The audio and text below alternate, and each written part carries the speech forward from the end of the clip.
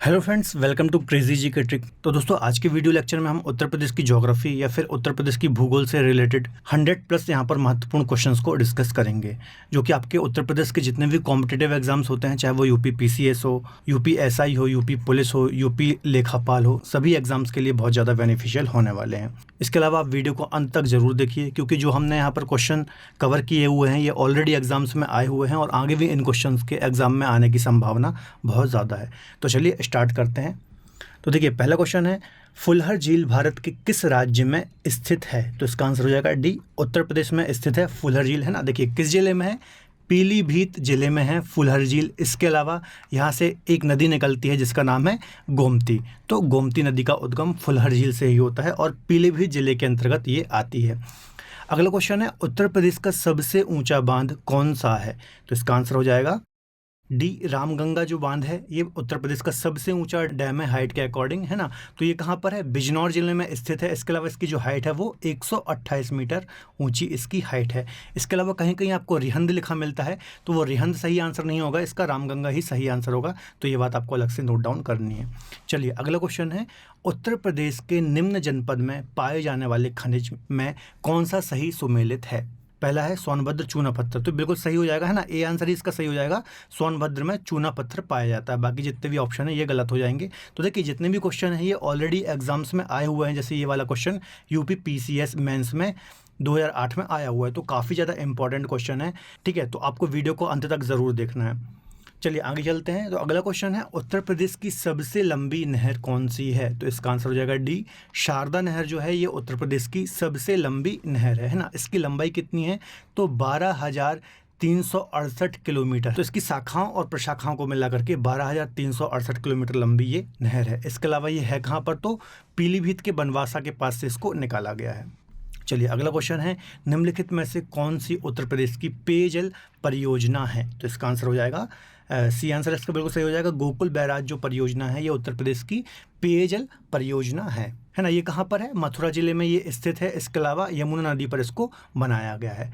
चलिए अगला क्वेश्चन है, भारत में प्रोजेक्ट टाइगर का प्रारंभ कब किया गया? तो इसका आंसर हो जाएगा बी, 1973 में या फिर 1973 में भारत में टाइगर प्रोजेक्ट लाया गया था। किस उद्देश्य से टाइगर प्रोजेक्ट को लाया गया था? देखिए, बाघों की तेज़ी से संख्या में कमी हो रही थी, है ना। तो टाइगर्स को प्रोटेक्ट करने के लिए भारत में 1973 में टाइगर प्रोजेक्ट लाया गया था।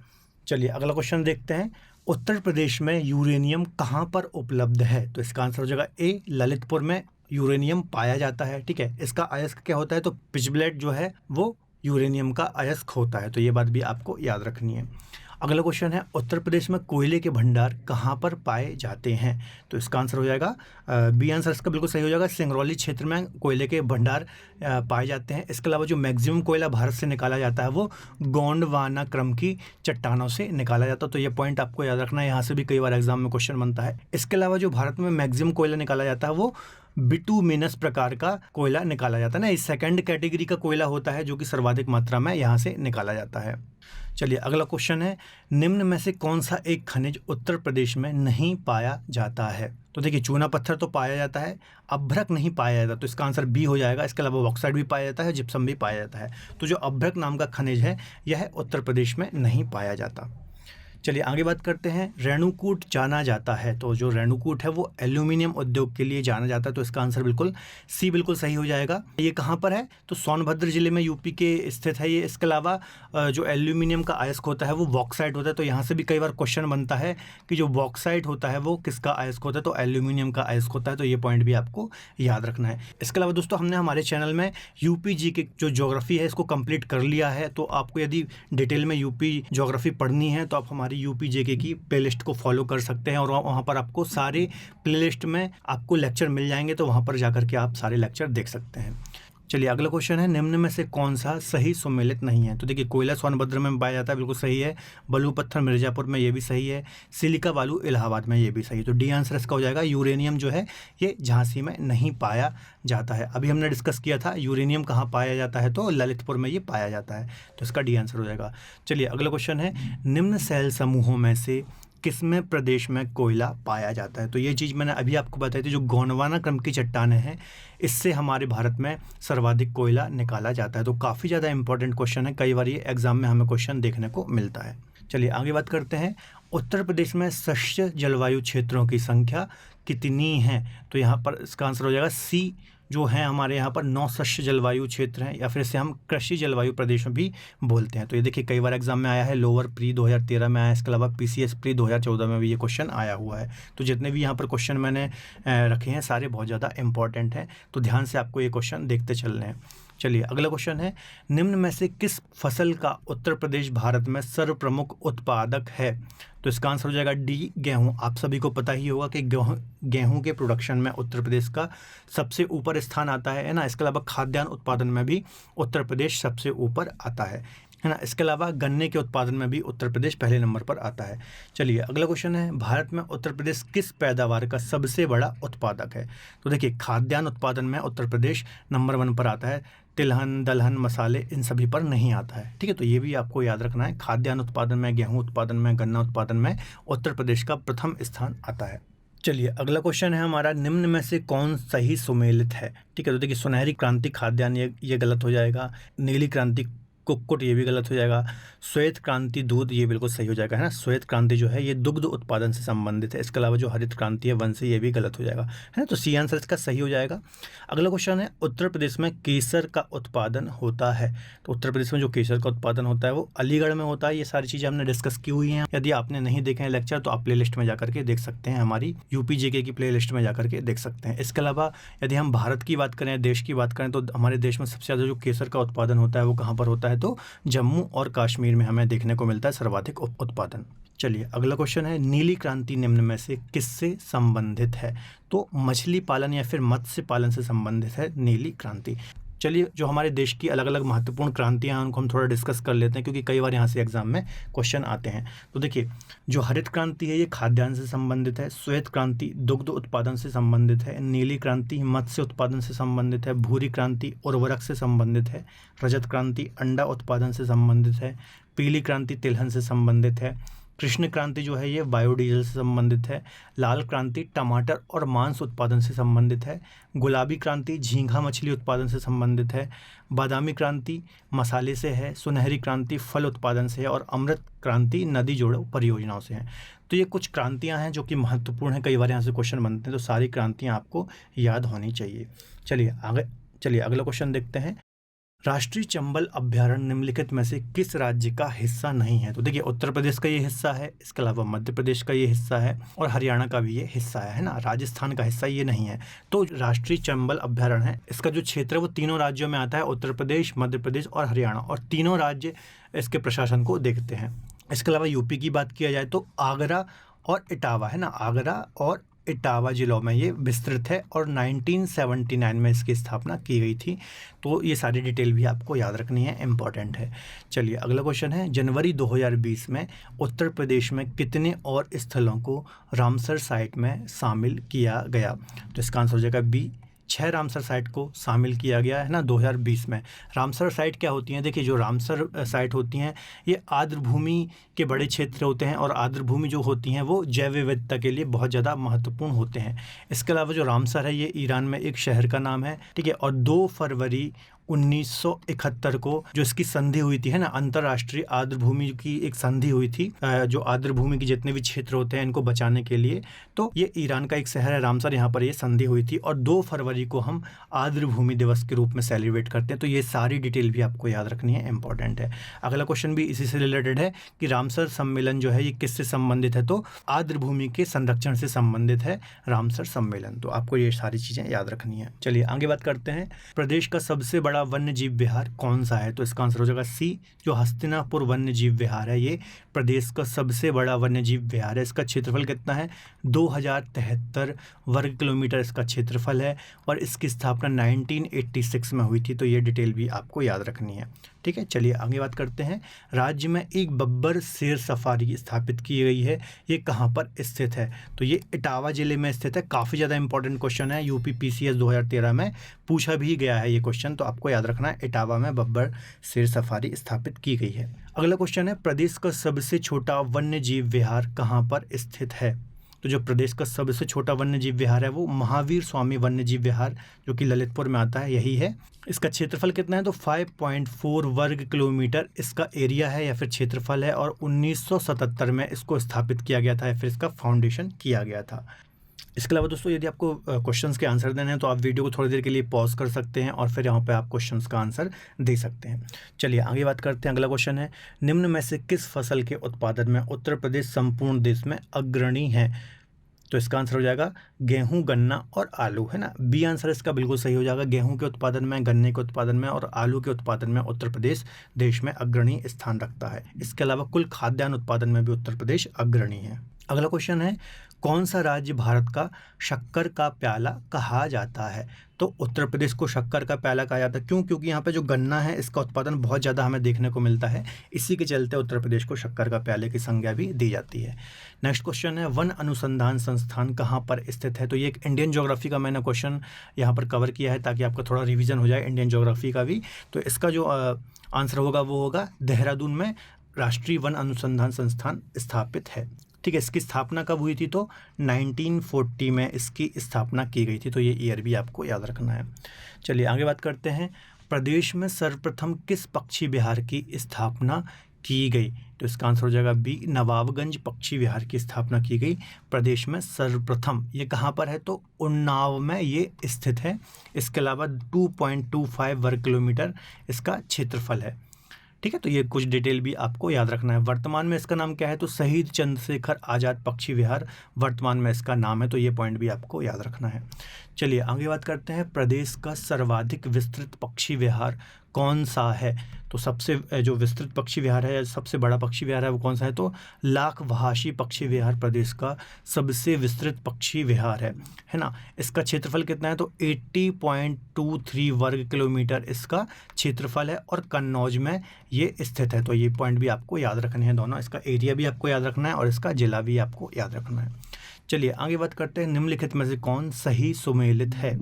ठीक है, तो देखिए बखीरा वन्यजीव अभ्यारण्य उन्नाव ये गलत है। इसके अलावा ओखला वन्यजीव ये ललितपुर में ये भी गलत है। सांडी वन्यजीव अभ्यारण्य हरदोई ये बिल्कुल सही हो जाएगा। ठीक है, तो जो सांडी वन्यजीव अभ्यारण्य है ये हरदोई में है और डी वाला भी ये गलत हो जाएगा। ठीक है, जो सांडी वन्यजीव अभ्यारण्य है 1990 में इसकी स्थापना हुई थी और 3 वर्ग किलोमीटर इसका क्षेत्रफल है। तो ये डिटेल भी आपको याद रखनी है।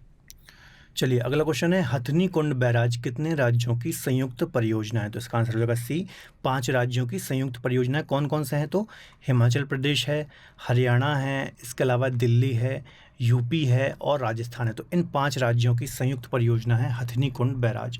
वर्तमान में इसे हम किस नाम से जानते हैं? तो नया ताजे वाला बैराज के नाम से भी जानते हैं। तो काफ़ी ज़्यादा इंपॉर्टेंट क्वेश्चन है, आपको याद रखना है ना। यहाँ पर ऐसा क्वेश्चन भी आ सकता है, 4 राज्य और 1 केंद्र शासित प्रदेश की संयुक्त परियोजना है। चलिए अगला क्वेश्चन है, देश की कुल कृषि योग्य भूमि का कितने प्रतिशत उत्तर प्रदेश में स्थित है? तो इसका आंसर हो जाएगा ए, 15% है ना। देश की जितनी भी कृषि योग्य भूमि है उसमें से 15% भाग उत्तर प्रदेश में स्थित है। तो काफ़ी महत्वपूर्ण क्षेत्र हमारे पास है, इसलिए हम खाद्यान्न उत्पादन में भी नंबर 1 पर हैं। चलिए आगे बात करते हैं, लवकुश पेयजल बैराज कहाँ पर अवस्थित है? तो इसका आंसर हो जाएगा सी, कानपुर में स्थित है लवकुश पेयजल बैराज परियोजना। ठीक है, किस नदी पर है? तो गंगा नदी पर है ना। कानपुर में गंगा नदी बहती है, आपको पता ही होगा। और इसका जो निर्माण है वो राम मनोहर लोहिया जल आपूर्ति परियोजना के तहत किया गया था। ये देखिए, ये सारी चीज़ें जब हम यूपी की ज्योग्राफी पढ़ रहे थे तो बहुत डिटेल में मैंने आपको समझाई हैं। तो एक बार मैं आपसे फिर बोलूँगा, यदि आपने मेरे यूपी जीके की ज्योग्राफी नहीं पढ़ी है तो आप प्लेलिस्ट में जाकर देख सकते हैं, सारे वीडियो आपको प्लेलिस्ट में मिल जाएंगे। अगला क्वेश्चन है, जिम कॉर्बेट राष्ट्रीय उद्यान या फिर नेशनल पार्क कहाँ पर स्थित है? तो इसका आंसर तो आपको पता ही होगा, है ना। उत्तराखंड में स्थित है जिम कॉर्बेट नेशनल पार्क। ये भारत का पहला नेशनल पार्क है। 1936 में इसकी स्थापना की गई थी। इसके अलावा इसका वर्तमान में नाम भी चेंज किया जाना है, तो रामगंगा नेशनल पार्क इसका नाम हो जाएगा, अभी हुआ नहीं है। चलिए आगे बात करते हैं, भारत का सबसे बड़ा राष्ट्रीय उद्यान कौन सा है? तो जो भारत का सबसे बड़ा राष्ट्रीय उद्यान है वो कौन सा है? हिमिस राष्ट्रीय उद्यान, जो कि जम्मू कश्मीर में था पहले, अभी लद्दाख एरिया में आने लगा है ना। तो ये बात आपको याद रखना है, हिमिस राष्ट्रीय उद्यान भारत का सबसे बड़ा राष्ट्रीय उद्यान है। इसका एरिया कितना है? चूँकि सबसे बड़ा है तो आपको याद रखना है 4400 वर्ग किलोमीटर इसका क्षेत्रफल है या फिर एरिया है, और 1981 में इसकी फाउंडेशन हुई थी। तो ये कुछ डिटेल भी आपको याद रखनी है। चलिए आगे बात करते हैं, देश में सर्वप्रथम वन्य जीव परिरक्षण संगठन की स्थापना कहाँ पर की गई? तो इसका आंसर हो जाएगा बी, उत्तर प्रदेश में की गई थी सर्वप्रथम वन्य जीव परिरक्षण संगठन की स्थापना। कब की गई थी? तो 1956 में वन्य जीव परिरक्षण संगठन की स्थापना की गई थी। इसको इंग्लिश में क्या बोलते हैं? Wild life preservation organization. ठीक है, चलिए आगे बात करते हैं। अगला क्वेश्चन है, उत्तर प्रदेश वानिकी परियोजना कब प्रारंभ की गई? तो इसका आंसर हो जाएगा सी, 19 मार्च 1998 को उत्तर प्रदेश की वानिकी परियोजना का शुभारंभ हुआ या फिर स्टार्ट की गई। अगला क्वेश्चन है, प्रदेश में सहभागी वन प्रबंधन योजना किस देश के सहयोग से प्रारंभ की गई है? तो इसका आंसर हो जाएगा ए, जापान के सहयोग से सहभागी वन प्रबंधन योजना यूपी में स्टार्ट की गई। और कब से की गई? तो जुलाई 2010 से इसको स्टार्ट किया गया। चलिए अगला क्वेश्चन है, बहुउद्देशीय नदी घाटी परियोजनाओं को आधुनिक भारत का मंदिर की संज्ञा किसने दी? तो काफ़ी अच्छा क्वेश्चन है और कई बार एग्जाम में आता है ना। इसका आंसर हो जाएगा सी, जो हमारे भारत के पहले प्रधानमंत्री थे, प्राइम मिनिस्टर थे, पंडित जवाहरलाल नेहरू। इन्होंने बहुउद्देशीय नदी घाटी परियोजनाओं को आधुनिक भारत के मंदिर या फिर तीर्थ की संज्ञा दी है। क्यों दी है? क्योंकि जो बहुउद्देशीय नदी घाटी परियोजनाएं होती हैं ये किसी भी देश के विकास के लिए बहुत ही महत्वपूर्ण भूमिका निभाती हैं, है ना। ये सारी चीज़ें डिटेल में मैंने आपको समझाई थी जब मैं आपको डैम वाला लेक्चर पढ़ा रहा था। ठीक है, इसके अलावा आप मुझे कमेंट बॉक्स में बताइए कि स्वतंत्र भारत की पहली नदी घाटी परियोजना कौन सी थी। तो आप मुझे इस क्वेश्चन का आंसर कमेंट बॉक्स में जरूर दीजिए। ये सारी चीज़ें मैंने आपको पढ़ाई हुई है ना। आपको ईयर भी बताना है और कौन सी है ये परियोजना, तो ये भी बताना है। अगला क्वेश्चन है, भारत की जादू घोड़ा खान किसके लिए प्रसिद्ध है ना। तो काफ़ी अच्छा क्वेश्चन है, यहाँ से भी ये भी एग्जाम में कई बार क्वेश्चन पूछा गया। तो यूरेनियम के लिए प्रसिद्ध है जादू घोड़ा खान। कहाँ पर है ये? झारखंड में ये खान स्थित है और यहाँ से यूरेनियम निकाला जाता है। चलिए आगे बात करते हैं, उत्तर प्रदेश की प्रमुख वाणिज्यिक फसल कौन सी है? तो इसको नकदी फसल भी बोल सकते हैं। तो गन्ना जो है उत्तर प्रदेश की सबसे प्रमुख वाणिज्यिक फसल है। आपको पता ही होगा, देखिए UP PCS 2008, UP PCS mains 2004 में ये क्वेश्चन आया हुआ है। चलिए आगे बात करते हैं, माता टीला बांध से कौन सी नहर निकलती है? तो इसका आंसर हो जाएगा, देखिए गुरसराय भी निकलती है और मंदर भी निकलती है। तो सी आंसर इसका सही हो जाएगा, 1 और 2 दोनों। ठीक है, तो आपको याद रखना है जो माता टीला डैम है इससे गुरसराय और मंदर नामक दोनों नहरें निकलती हैं। इसका अन्य नाम क्या है? तो रानी लक्ष्मीबाई बांध भी इसको बोलते हैं और ये एमपी और यूपी की संयुक्त परियोजना है। इसके अलावा इसका निर्माण कब हुआ था? तो 1958 में इसका निर्माण हुआ था और यूपी के ललितपुर में, है ना, ललितपुर में बेतवा नदी पर इसको बनाया गया है। तो ये सारी कुछ अन्य डिटेल भी आपको दिमाग में रखनी है। चलिए अगला क्वेश्चन है, लखनऊ को उत्तर प्रदेश की पूर्ण राजधानी का दर्जा कब दिया गया? तो इसका आंसर हो जाएगा बी, 1935 में लखनऊ को उत्तर प्रदेश की पूर्ण राजधानी का दर्जा दिया गया। नेक्स्ट क्वेश्चन है, राज्य का नाम उत्तर प्रदेश कब से पड़ा? तो 24 जनवरी 1950 को, है ना। आपको पता होगा पहले इसके यूपी ही बोलते थे, लेकिन इसका फुल फॉर्म कुछ अलग था, यूनाइटेड प्रोविंस या फिर संयुक्त प्रांत इसको हम बोलते थे। लेकिन 24 जनवरी 1950 से हमारा जो राज्य है इसका नाम उत्तर प्रदेश पड़ गया और इसी दिन को हम स्थापना दिवस के रूप में भी सेलिब्रेट करते हैं। चलिए अगला क्वेश्चन है, उत्तर प्रदेश का वर्तमान स्वरूप निम्नलिखित में से किस दिन अस्तित्व में आया? तो वर्तमान स्वरूप मतलब जब उत्तराखंड हमसे अलग हुआ, है ना। तो इसका आंसर हो जाएगा सी, 9 नवंबर सन 2000 को जब उत्तराखंड हमसे अलग हुआ, है ना। 13 जिले उत्तराखंड में चले गए थे, तो इस दिन हमारा वर्तमान स्वरूप जो उत्तर प्रदेश का है ये सामने आया था। तो ये डेट भी काफ़ी इंपॉर्टेंट है, कई बार यहाँ से क्वेश्चन बनते हैं तो आपको याद रखने हैं। चलिए अगला क्वेश्चन है, उत्तर प्रदेश का मैनचेस्टर कहा जाता है? तो कानपुर को उत्तर प्रदेश का मैनचेस्टर कहा जाता है। इसके अलावा भारत का मैनचेस्टर किसे कहा जाता है? तो अहमदाबाद को भारत का मैनचेस्टर कहा जाता है। देखिए मैनचेस्टर क्या है? इंग्लैंड में एक नगर है मैनचेस्टर जो कि सूती वस्त्रों के लिए काफ़ी ज़्यादा विख्यात है ना। तो उसी की संज्ञा देते हुए भारत में जो अहमदाबाद को कहा जाता है, क्योंकि यहाँ पर भी सूती वस्त्रों का उत्पादन होता है और उत्तर प्रदेश में कानपुर में सूती वस्त्रों का उत्पादन होता है, इसी कारण से इसे मैनचेस्टर की संज्ञा दी जाती है। चलिए अगला क्वेश्चन है, प्रदेश में धान का कटोरा के नाम से प्रसिद्ध है? तो चंदौली को धान का कटोरा कहा जाता है क्योंकि यहाँ पर धान का या फिर चावल का अच्छा खासा प्रोडक्शन होता है। नेक्स्ट क्वेश्चन है, पूर्व का सिराज किसे कहा जाता है? तो पूर्व का सिराज काफ़ी अच्छा क्वेश्चन है, कई बार एग्जाम में पूछा जाता है। जौनपुर को पूर्व का सिराज के नाम से भी जाना जाता है और फिर पूर्व के सिराज की संज्ञा दी जाती है। चलिए अगला क्वेश्चन है, भारत का मानक समय 82.5 डिग्री पूर्वी देशांतर कितने राज्यों से होकर के गुजरती है? तो 5 राज्यों से होकर के गुजरती है भारत की मानक समय रेखा। आपको कई बार पढ़ा होगा इंडियन ज्योग्राफी में, है ना। कौन कौन से 5 राज्य हैं एक बार मैं आपको बता देता हूँ। देखिए उत्तर प्रदेश है, मध्य प्रदेश है, छत्तीसगढ़ है, इसके अलावा उड़ीसा है और आंध्र प्रदेश है। तो ये 5 राज्यों से होकर के भारत की मानक समय रेखा गुजरती है। इसके देखिए मानक समय रेखा क्या होती है, हर एक देश की अलग अलग मानक समय रेखा होती है, ताकि उस देश में एक स्थान से दूसरे स्थान जाने पर समय में गड़बड़ी ना हो। इस कारण से हर देश की अपनी मानक समय रेखा का निर्धारण किया जाता है। चलिए अगला क्वेश्चन है, प्रदेश में पूर्व से पश्चिम की ओर बढ़ने पर वर्षा की मात्रा में सामान्यतः क्या होता है। तो देखिए पूर्व से यदि आप पश्चिम जाएंगे तो इसमें वर्षा की मात्रा में कमी हो जाती है। क्यों हो जाती है? क्योंकि जैसे जैसे पवनें पूर्व से पश्चिम की ओर चलती हैं तो यहाँ पर जो हवाएं होती हैं उनमें नमी की मात्रा कम होती है या फिर आर्द्रता की मात्रा कम होती जाती है। इस प्रकार से पूर्व से पश्चिम जाने पर भी वर्षा में कमी देखने को मिलती है। इसके अलावा सर्वाधिक वर्षा कहाँ होती है? तो गोरखपुर में सर्वाधिक वर्षा देखने को मिलती है 184.7 सेंटीमीटर हमें, और सबसे कम कहाँ होती है? तो मथुरा में सबसे कम वर्षा देखने को मिलती है 54.4 सेंटीमीटर। चलिए अगला क्वेश्चन है, भारत में मानसून की उत्पत्ति निम्नलिखित पवनों में से किसके द्वारा होती है। तो जो भारत में मानसून की उत्पत्ति होती है वो दक्षिण पश्चिमी मानसून या फिर दक्षिण पश्चिमी पवनों के द्वारा होती है ना, आपको पता ही होगा। जैसे ये हमारा मान लीजिए इंडिया है, तो इस प्रकार से हवाएं चलती हैं। और आप डायरेक्शन कैसे देखते हैं, तो यहाँ पे आप देखेंगे तो इसकी जो पूंछ है, ठीक है, इस प्रकार से पवनों की दिशा का निर्धारण किया जाता है। अगला क्वेश्चन है, प्रदेश के किस जिले में सर्वाधिक वर्षा होती है। तो डी गोरखपुर, अभी मैंने आपको डिस्कस कराया है ना, 184.7 सेंटीमीटर यहाँ पर वर्षा होती है। सबसे अधिक वर्षा होने का रीज़न क्या है गोरखपुर में? क्योंकि ये उत्तर प्रदेश के उत्तर पूर्व में स्थित है, और उत्तर पूर्वी जो हिस्सा है उत्तर प्रदेश का, यहाँ पर सर्वाधिक वर्षा हमें देखने को मिलती है ना। क्योंकि देखिए मैंने आपको बताया था पवनें 2 डायरेक्शन में मुड़ती हैं, एक तो सीधे पश्चिम की ओर चली जाती हैं इस प्रकार से, है ना, और एक शाखा ऐसे जाती है, शिवालिक से टकराती है और फिर वापस आती है। तो यहाँ पर जो क्षेत्र है वहाँ पर सर्वाधिक वर्षा देखने को मिलती है हमें उत्तर प्रदेश में। चलिए अगला क्वेश्चन है, उत्तर प्रदेश में सर्वाधिक वर्षा वाला क्षेत्र कौन सा है। तो जो उत्तर प्रदेश में सर्वाधिक वर्षा वाला क्षेत्र है वो तराई क्षेत्र है ना। देखिए यहाँ पर सर्वाधिक वर्षा क्यों होती है, पवनें जब उत्तर की ओर मुड़ती हैं इस प्रकार से, है ना, और फिर शिवालिक से टकरा करके वापस रिटर्न होती हैं। तो जो तराई क्षेत्र है ना, तो यहाँ पर सर्वाधिक वर्षा हमें देखने को मिलती है। चलिए आगे डिस्कस करते हैं, उत्तर प्रदेश की जलवायु निम्न में से किस प्रकार की जलवायु है। तो इसका आंसर हो जाएगा डी, उपोष्ण व उष्णकटिबंधीय मानसूनी जलवायु है उत्तर प्रदेश की, है ना। देखिए उपोष्ण क्यों है, क्योंकि अक्षांशीय हिसाब से आप देखें तो उत्तर प्रदेश की स्थिति उपोष्ण कटिबंध में है।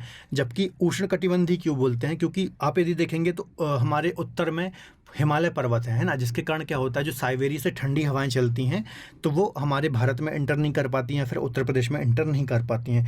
इसी कारण से जो भारत की उष्ण कटिबंधीय जलवायु है उसका प्रभाव हमें उत्तर प्रदेश में भी देखने को मिलता है। तो इसका आंसर हो जाएगा उपोष्ण व उष्ण कटिबंधीय मानसून जलवायु उत्तर प्रदेश में हमें देखने को मिलती है। चलिए अगला क्वेश्चन है, पश्चिमी विक्षोभ उत्तर प्रदेश में कितनी वर्षा करता है। तो पश्चिमी विक्षोभ या फिर वेस्टर्न डिस्टर्बेंस से उत्तर प्रदेश में 10 सेंटीमीटर वर्षा होती है। और कहाँ पर होती है? पश्चिमी उत्तर प्रदेश में हमें वर्षा देखने को मिलती है, जो कि भूमध्य सागर से उठती हैं पश्चिमी विक्षोभ, है ना, ये वही वाली वर्षा है। चलिए अगला क्वेश्चन है, उत्तर प्रदेश का सर्वाधिक नम भूमि या फिर वेटलैंड वाला जिला कौन सा है। तो इसका आंसर हो जाएगा बी, सोनभद्र जिला सर्वाधिक नम भूमि या फिर वेटलैंड वाला एरिया है। अगला क्वेश्चन है, अयोध्या किस नदी के किनारे स्थित है। तो सी आंसर हो जाएगा इसका, सरयू नदी के किनारे स्थित है अयोध्या, है ना। इसके अलावा सरयू किसकी सहायक नदी है, तो गंगा की सहायक नदी है जो कि हिमालय से निकलती है। चलिए अगला क्वेश्चन है, निम्न में से किस नदी को राष्ट्रीय जलमार्ग संख्या 1 के रूप में भी प्रयुक्त किया जाता है। ठीक है, तो क्वेश्चन ये बोल रहा है कि जो राष्ट्रीय जलमार्ग संख्या 1 है ना, नेशनल वाटर हाईवे, है ना, 1 कहाँ किस में है, तो गंगा नदी पर है, आपको पता ही होगा। कहाँ से कहाँ तक है, तो ये प्रयागराज से हल्दिया तक इसको बनाया गया है ना, प्रयागराज से हल्दिया के बीच में इसको बनाया गया है। चलिए अगला क्वेश्चन है, केंद्र द्वारा किस नदी को राष्ट्रीय नदी घोषित किया गया है। तो इसका आंसर होगा ए, गंगा नदी को केंद्र द्वारा या फिर सेंट्रल द्वारा राष्ट्रीय नदी घोषित किया गया है। कब किया गया, तो नवंबर 2008 को इसे राष्ट्रीय नदी घोषित किया गया भारत सरकार के द्वारा। अगला क्वेश्चन है, निम्न में से कौन सा नगर इत्र नगरी के नाम से भी जाना जाता है। तो इसका आंसर होगा सी, कन्नौज को इत्र नगरी के नाम से भी जाना जाता है। क्यों जाना जाता है, क्योंकि इत्र का अच्छा खासा यहाँ पर कारोबार होता है और यहाँ का जो इत्र है वो देश ही नहीं विदेश में भी काफ़ी ज़्यादा विख्यात है। चलिए अगला क्वेश्चन है, केदारनाथ का प्रसिद्ध मंदिर किस नदी के तट पर स्थित है? तो जो केदारनाथ का प्रसिद्ध मंदिर है वो मंदाकिनी नदी के किनारे स्थित है। इसके अलावा कहाँ पर है केदारनाथ मंदिर? तो रुद्रप्रयाग में है और ये 12 ज्योतिर्लिंगों में से एक है और 4 धामों में से भी एक है। तो यहाँ से कई बार एग्जाम में क्वेश्चन बनते हैं, आपको याद रखना है। चलिए अगला क्वेश्चन है, गंगा नदी में प्रदूषण पर नियंत्रण करने और इसकी सफाई के लिए नमामि गंगे कार्यक्रम कब से प्रारंभ किया गया? तो इसका आंसर हो जाएगा बी, जुलाई 2014 से गंगा नदी की सफाई के लिए नमामि गंगे कार्यक्रम की शुरुआत हुई। चलिए अगला क्वेश्चन है, विश्व का सबसे बड़ा डेल्टा सुंदरवन डेल्टा कौन सी 2 नदियां बनाती हैं? तो काफ़ी अच्छा क्वेश्चन है, कई बार एग्जाम में बनता है। गंगा और जो ब्रह्मपुत्र नदियां हैं ये दुनिया का सबसे बड़ा डेल्टा का निर्माण करती है, जिसे हम सुंदरवन डेल्टा कहते हैं। और यहाँ पर क्या पाए जाते हैं? मैंग्रोव वन भी काफ़ी ज़्यादा पाए जाते हैं और ये विश्व का सबसे बड़ा डेल्टा है। ठीक है, चलिए आगे डिस्कस करते हैं। चलिए अगला क्वेश्चन है, अलकनंदा और भागीरथी नदियों के किस स्थान पर मिलने से यह गंगा नदी कहलाती है? ठीक है, तो देखिए जब अलकनंदा और भागीरथी मिलती हैं तो ये कहाँ पर मिलती हैं? देवप्रयाग में मिलती हैं और इस पॉइंट के बाद से इसका नाम क्या हो जाता है? गंगा हो जाता है। चलिए अब आप मुझे एक क्वेश्चन का आंसर दीजिए कि जो गंगा है वो मैदानी भाग में किस क्षेत्र के वास्ते प्रवेश करती है? ठीक है, तो ये मैंने आपको ऑलरेडी पढ़ाया हुआ है, तो आप मुझे इसका कमेंट बॉक्स में आंसर जरूर दीजिए। चलिए अगला क्वेश्चन है, उत्तर प्रदेश में सबसे अधिक लंबाई में नहरें किस जिले में विस्तृत हैं? तो इसका आंसर हो जाएगा डी, रायबरेली में सबसे अधिक लंबाई के अकॉर्डिंग देखा जाए तो इनका विस्तार है। और सबसे कम कहाँ पर है? तो अमरोहा में सबसे कम इसका विस्तार है, सिर्फ 52 किलोमीटर अमरोहा में। और रायबरेली की बात की जाए तो 2843 किलोमीटर लंबी नहरों का जाल रायबरेली में फैला हुआ है। चलिए अगला क्वेश्चन है, देश में नलकूपों से सिंचाई का प्रचलन कब से प्रारंभ हुआ?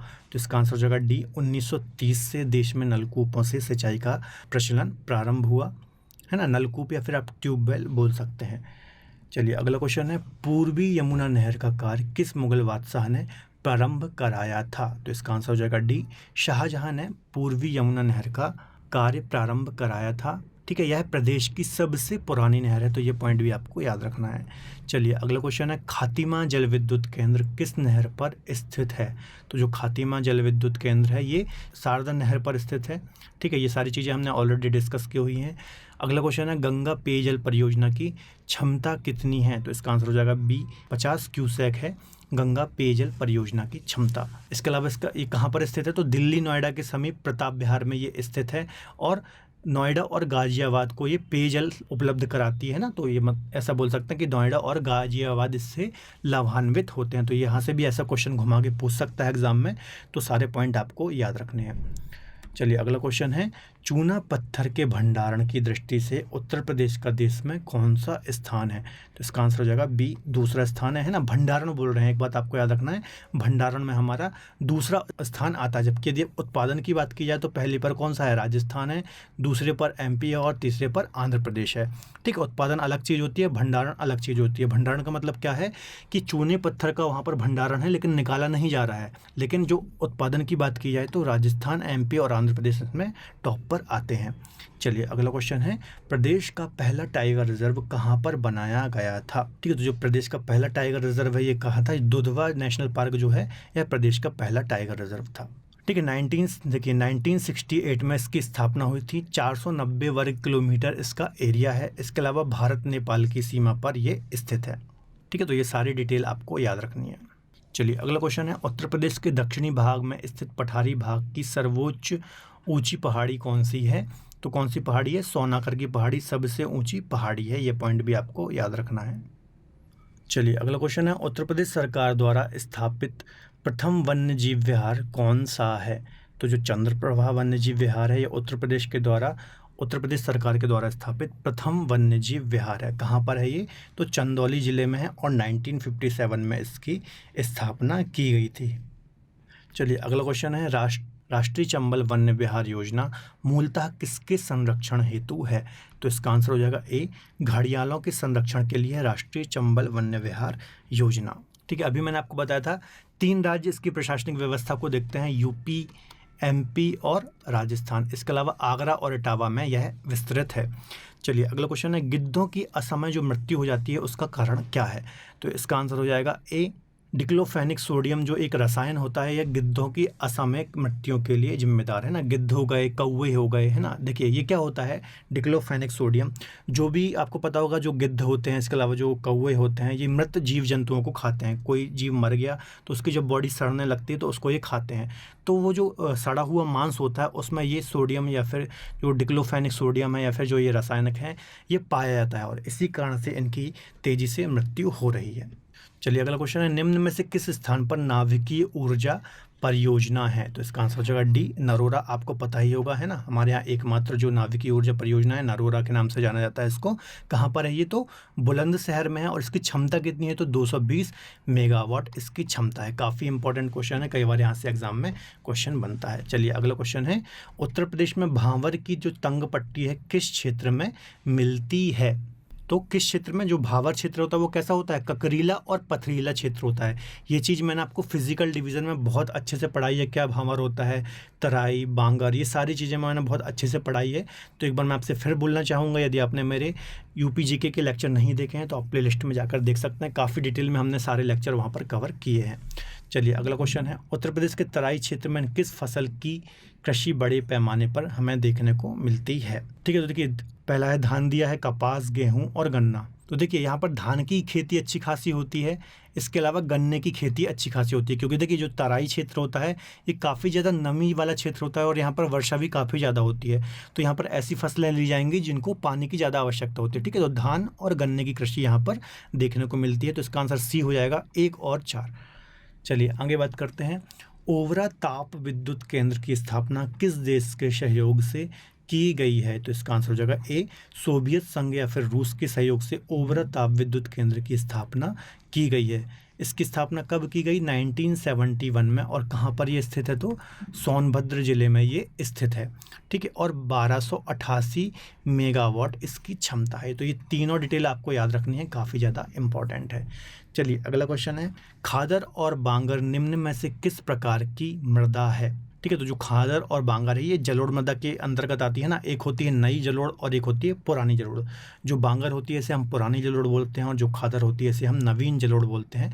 खादर जो नवीन जलोढ़ होती है सर्वाधिक उपजाऊ होती है और इससे थोड़ा कम उपजाऊ होती है बांगर। ठीक है, चलिए अगला क्वेश्चन है, उत्तर प्रदेश में परंपरागत जो भूमि मापन की इकाई है वो कौन सी है? तो बीघा, सी इसका आंसर हो जाएगा। बीघा जो है उत्तर प्रदेश में परंपरागत भूमि मापन की इकाई है।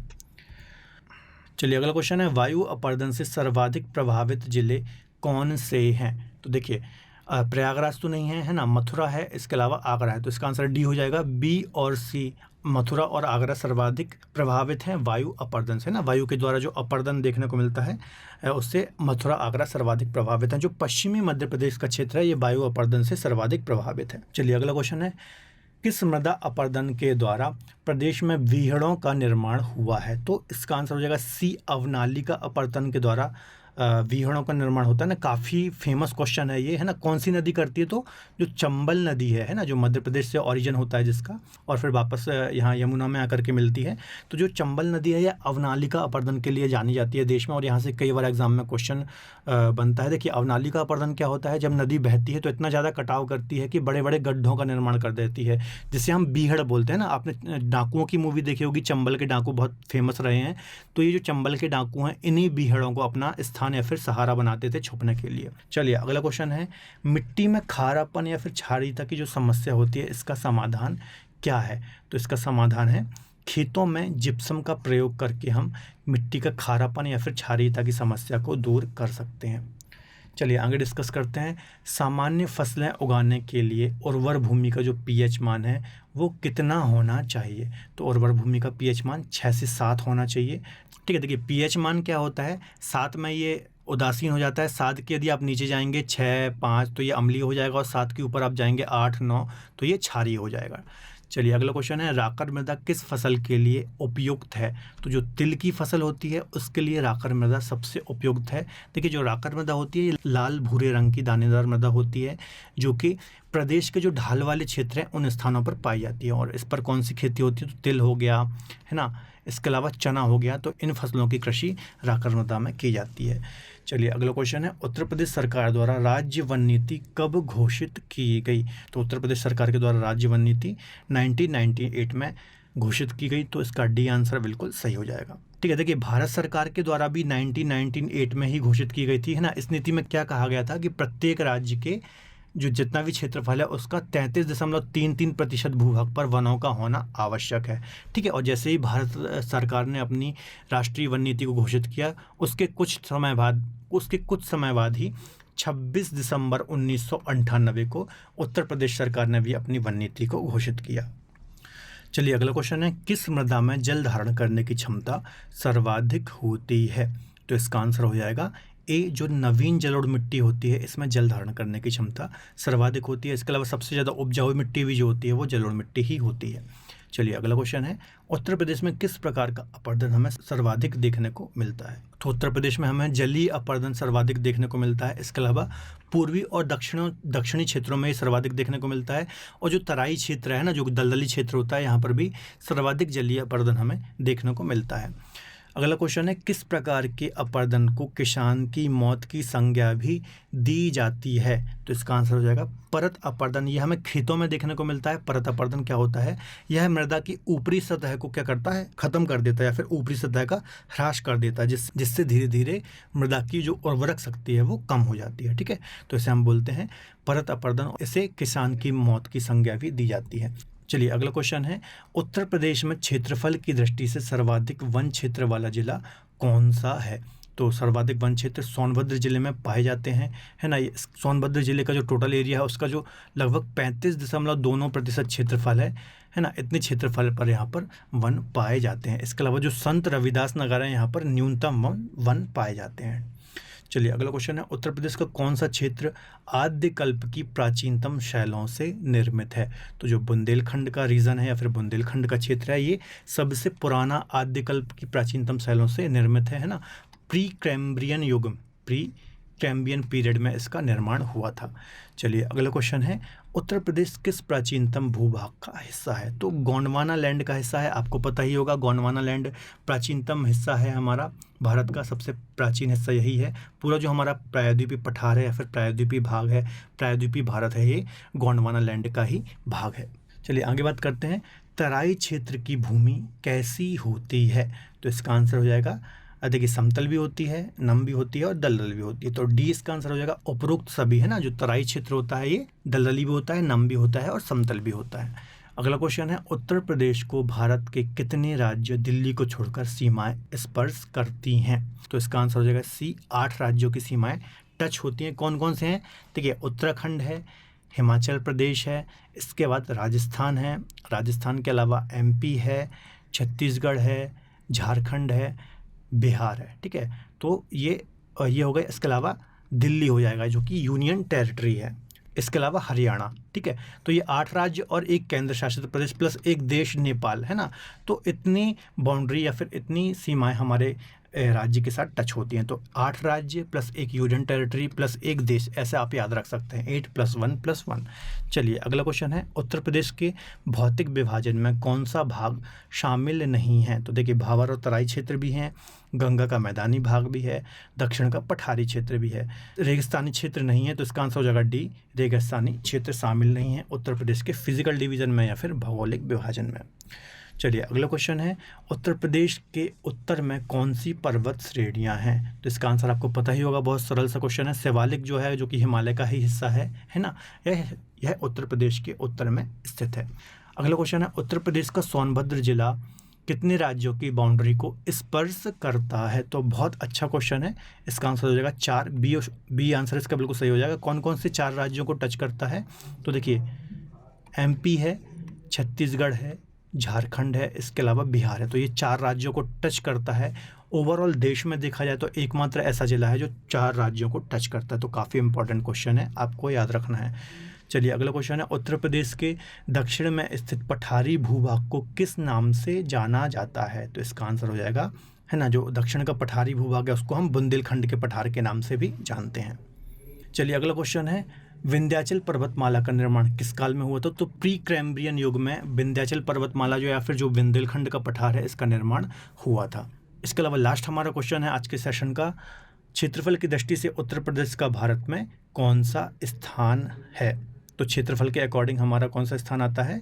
ठीक है। तो क्षेत्रफल के अकॉर्डिंग हमारा चौथा स्थान आता है। हमसे ऊपर कौन कौन से, देखिए सबसे बड़ा है राजस्थान, राजस्थान के बाद आता है एमपी, एमपी के बाद आता है महाराष्ट्र, और महाराष्ट्र के बाद फिर आता है यूपी, ठीक है। तो चौथे स्थान पर आते हैं हम क्षेत्रफल के अकॉर्डिंग, तो आपको याद रखना है। तो दोस्तों ये थे हमारे 101 महत्वपूर्ण उत्तर प्रदेश की ज्योग्राफी या फिर उत्तर प्रदेश की भूगोल के क्वेश्चन। ये ऑलरेडी हमने इसकी थ्योरी भी पढ़ी हुई है, तो यदि आपने मेरी थ्योरी के लेक्चर नहीं देखे हैं तो आप हमारी यूपी जीके की प्लेलिस्ट में जाकर के सारी थ्योरी देख सकते हैं। और इस सीरीज़ को आप 2-3 बार अच्छे से देख लीजिए, आपके एग्ज़ाम की दृष्टि से काफ़ी ज़्यादा बेनिफिशियल होंगे ये क्वेश्चन, और आगे भी यहाँ से क्वेश्चंस के आने की संभावना बहुत ज़्यादा है। यदि दोस्तों आपको वीडियो पसंद आए तो प्लीज़ वीडियो को लाइक करें, इसके अलावा अपने दोस्तों के साथ शेयर करें। यदि आपको इस टॉपिक की PDF चाहिए तो आप हमारे क्रेजी जी के ट्रिक के एप्लीकेशन से PDF को डाउनलोड कर सकते हैं। मिलते हैं अगले बेहतर लेक्चर में, तब तक के लिए बहुत बहुत धन्यवाद।